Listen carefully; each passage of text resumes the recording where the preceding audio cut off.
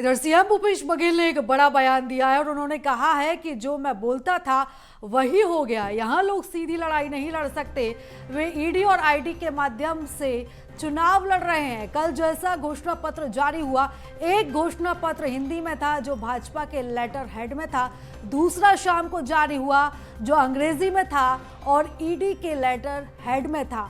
दो घोषणाएं हुई हैं। अभी प्रधानमंत्री का दुबई के लोगों से क्या संबंध है, मैं पूछना चाहता हूं। क्यों लुकआउट सर्कुलर जारी होने के बाद भी गिरफ्तारी नहीं हुई है? मैं आपसे पूछना चाहता हूं दुबई के लोगों से, आप तो जो मैं बोलता था वही हो गया। ये लोग सीधा लड़ाई लड़ नहीं सकते, वो ईडी और आईटी के माध्यम से ही चुनाव लड़ रहे हैं।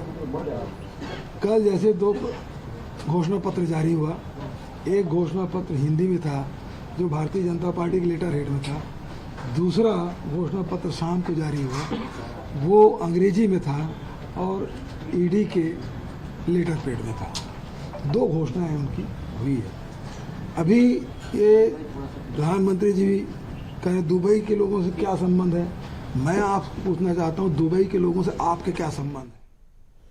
और चलिए इस खबर पर ज्यादा जानकारी ले लेते हैं। हमारे साथ संवाददाता शिखर देवांगन जुड़ चुके हैं। शिखर, जिस तरीके से कल ईडी की कार्रवाई देखी गई छत्तीसगढ़ में, उसके बाद से लगातार बयानबाजी का तूफान आ गया हो। जैसे प्रधानमंत्री नरेंद्र मोदी ने भी आज भरे मंच से जिक्र किया ईडी की कार्रवाई को लेकर, और उसके बाद अब खुद मुख्यमंत्री ने भी पलटवार किया है।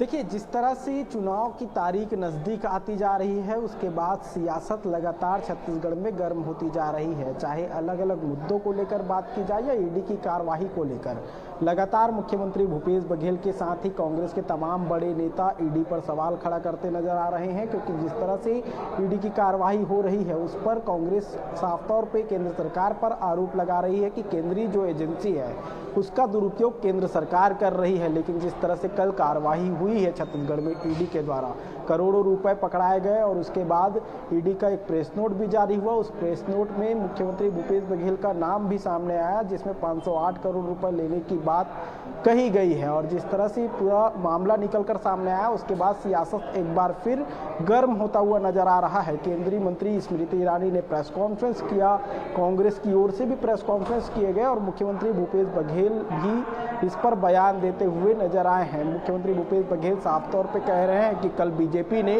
दो घोषणा पत्र जारी किया है। एक घोषणा पत्र भाजपा के लेटर हेड से जारी हुआ, जबकि दूसरा घोषणा पत्र ईडी के लेटर हेड से जारी हुआ है। तो कुल मिलाकर देखा जाए तो चुनाव नजदीक है और छत्तीसगढ़ में ईडी की कार्रवाई लगातार देखने को मिल रही है। सियासत भी गर्म लगातार होती हुई नजर आ रही है। बिल्कुल शिखर, सियासत लगातार गर्म होती जा रही है और बयानबाजी भी अब तीखी होती जा रही है।